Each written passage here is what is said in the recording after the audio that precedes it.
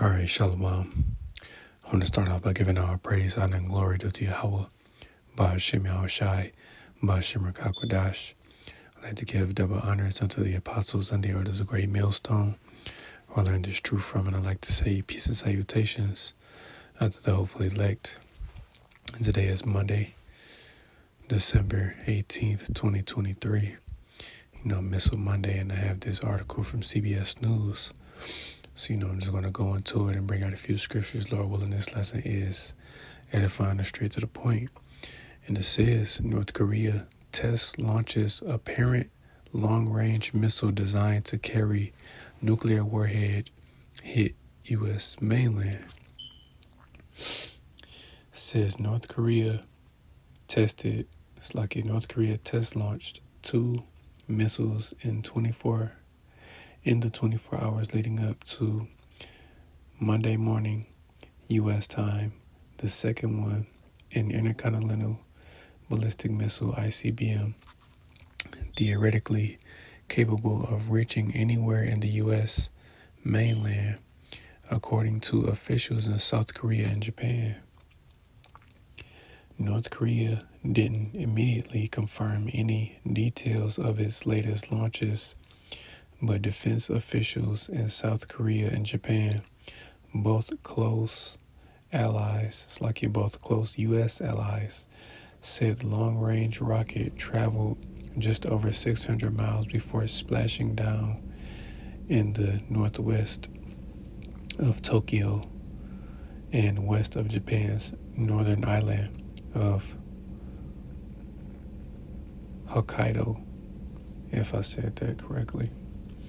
Says the North's leader Kim Jong-un watched with a smile as his military showed off its new long-range missiles during recent parades in the city of Pyongyang, some of them likely similar to the one launched Monday morning. This has been a record year for North Korea's weapons testing program. The nation has launched at least 36 missiles, including a rocket that carried a spy satellite into space in November. South Korean officials described the long-range weapon tested Monday as a solid fuel-powered missile, suggesting it was probably the Kim regime's Hwasong-18 ICBM, a solid fuel system compared to the older liquid fuels, makes a missile much more mobile and faster to deploy, and from anywhere its launch vehicle can be driven. That makes such a weapon system more difficult for adversaries to detect and prepare for prior to a launch. Administrator John Aquilino, head of the U.S. military's Indo-Pacific Command, was quoted Monday by Japan's Kyodo News Agency as saying that all of North Korea's increased missile capabilities and testing, from ICBM all the way to the space launch vehicle last month, is concerning. And yeah, man, the U.S. should be concerned, man, because again, you have these different nations that are testing, their weapons. You have Russia. They're gonna, if they haven't already, they're gonna begin, testing their missiles. You have Kim Jong-un, who's been, testing his weapons and, parading, his nuclear weapons down, the street. China, Iran, you even have France, but, they're an ally of America for now, but overall, it is concerning because, again, you have these heathen nations that are pretty much geared for war. They're ready to take America down. This place isn't going to make it. So anyone that has, any hope, all you You Americans that truly believe that this country is going to make it during World War III, think again. And continuing on, says, but he told reporters in Tokyo that the U.S., Japan, and South Korea had been able to predict a launch, and just 2 days before it, actually pushed our ballistic missile defense ships forward to be postured to defend our three nations for this expected launch. He acknowledged the challenges presented by North Korea's modern weapons system, calling it incredibly hard to locate a launcher and position forces to respond in advance of a launch. He vowed, however, the Allies would continue to work to get in front of any launches as opposed to being responsive after.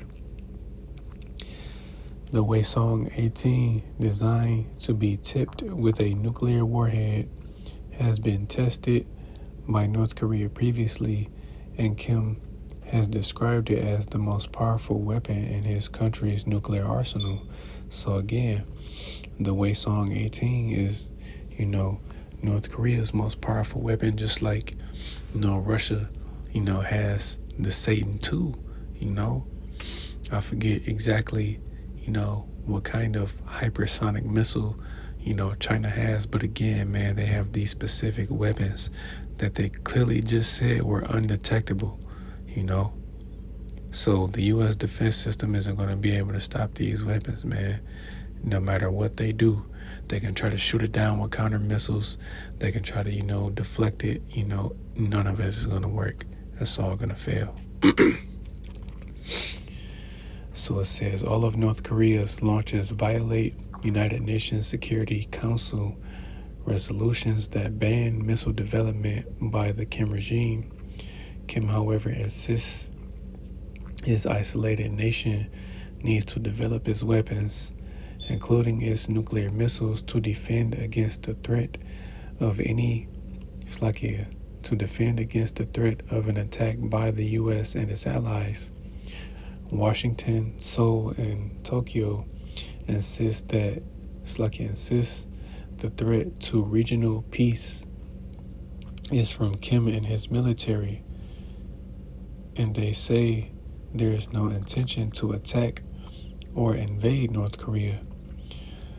The two most recent launches appear to be a response by Kim's government to nuclear deterrence talks taking place in Washington between the U.S. and South Korea, and the reported arrival over the weekend of a U.S. nuclear-powered submarine in South Korea's Busan port.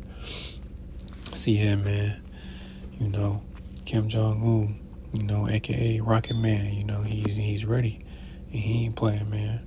Ain't none of these people playing with America. Putin ain't playing, Kim Jong-un ain't playing. None of these nations are going to play, because as we know, Russia is going to be, that main nation that is going to take down America, and its allies that possess these nuclear weapons are just going to help, So I'm trying not to make this too long.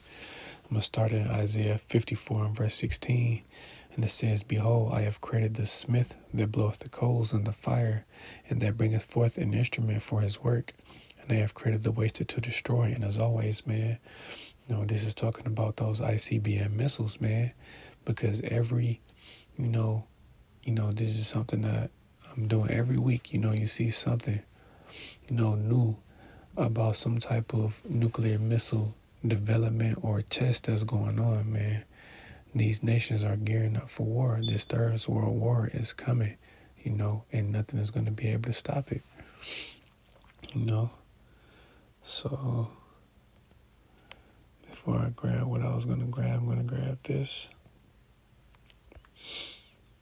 It's the book of Revelation, chapter 11, verse 14, and it says, the second woe is past, and behold, the third woe cometh quickly. And yeah, man, World War III is on the way. But as we know, this war cannot take place until, the mark of the beast is made mandatory, that RFID micro CHIP has to be made mandatory.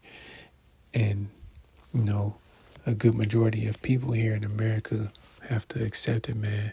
That's one of the major prophecies, or the major prophecy, that has to take place, before this destruction comes. The prophecy of the mark of the beast, the prophecy of Jacob's trouble, along with a few others. But again, man, World War III is on the way, and you can see. So I'm going to go to the book of Joel, chapter 3, and I'm going to start at verse 9. It says, "Proclaim ye this among the Gentiles, prepare war, wake up the mighty men, let all the men of war draw near, let them come up. Beat your plowshares into swords, and your pruning hooks into spears. Let the weak say, I am strong." See, yeah, man. These other nations also possess, these nuclear weapons as well. Because at one point in time, only the U.S. possessed this type of, power. During World War II, that's how they pretty much ended the war, when they dropped those atomic bombs on Japan, which I'm going to get, because again, man, the U.S. is no longer the only nation that has nuclear weapons. These other nations have them as well, and they're prepared, to go to war. And this is the book of Revelation, chapter 13 and verse 13. It says, "And he doeth great wonders, so that he maketh fire come down from heaven on the earth in the sight of men." Yeah, man, that's what he did. When he dropped those bombs, man, ultimately, even with these missiles, that's pretty much fire coming from heaven. Now we know the Lord can, send down fire from heaven. But this is, the great wonders that Esau, Edom has done, But these other nations, they're going to take him out, starting with Russia, So I'm going to go to Joel 2, and then this is a good chapter, which goes vividly into, the missiles, but I'm just going to get the main point that I want to make. I'm just going to get verse 3. This is Joel 2 and 3. It says, "A fire devoureth before them, and behind them a flame burneth. The land is as the Garden of Eden before them, and behind them a desolate wilderness, yea, and nothing shall escape them." And yeah, man, you still have parts of the U.S. that has beautiful land, man, but once these missiles hit, it's going to become a desolation. Nothing is going to be left. This land is going to become a desert. And as it says, nothing is going to be able to escape these missiles, man. Nothing is going to be able to stop them, And it's further down, a couple verses down, and that goes to, how, it says, roughly paraphrasing, once, they fall upon the sword, they shouldn't be wounded, meaning, these missiles aren't going to be stopped, just like, they have these defense, system. They have counter missiles that they're going to try to shoot them down, or, those flares, I forget what you call them, but, those, those countermeasures that they're going to take to try to, pretty much deter these missiles, but nothing is going to work, man. The Spirit of the Lord is going to be in these missiles, and they're going to, hit their targets. Each of these missiles has a specific target here in America that they're going to hit, and none of them are going to be spared, man. So, let me see.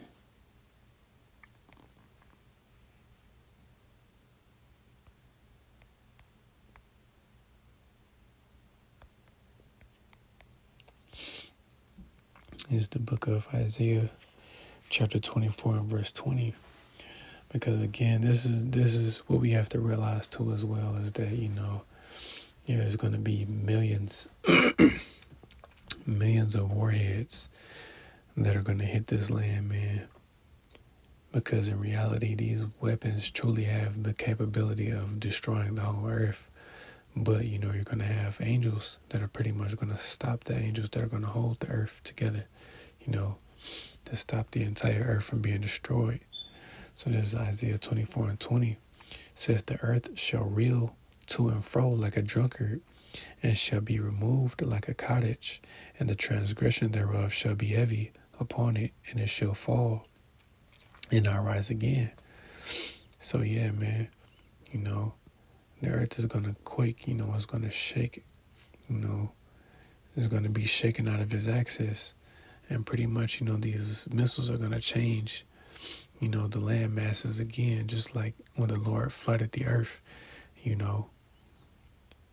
it changed, the land mass. Since, while we have the 7 continents, how, they're pretty much like puzzle pieces, because, all of the continents were pretty much put together at one point, what was known as, Pangea, but these missiles are going to change the earth again. It's going to beautify the earth. It's going to cleanse the earth as well. But ultimately, this destruction is for Esau, Edom, and he's going to be taken down. So I'm just going to end it with a couple scriptures. First, I'm going to go to Revelation chapter 7 and verse 1. And it says, and after these things I saw 4 angels standing on the 4 corners of the earth, holding the 4 winds of the earth, that the wind should not blow on the earth, nor on the sea, nor on any tree. And yeah, man, these are the 4 angels that are holding back this destruction, because again, it's prepared for a particular time when it's going to happen. Prophecy has to play out, and it will, because again, we still have a couple prophecies that have to take place first,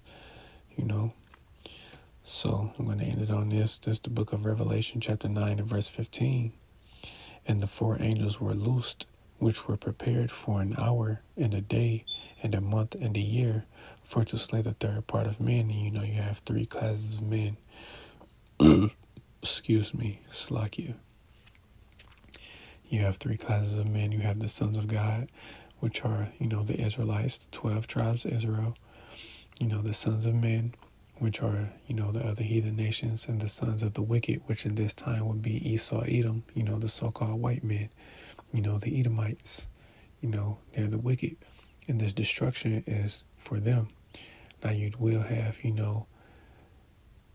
2/3 that are going to take, part of this judgment because of their wickedness. And, whatever heathen nations are over here, they're just collateral damage. They don't matter.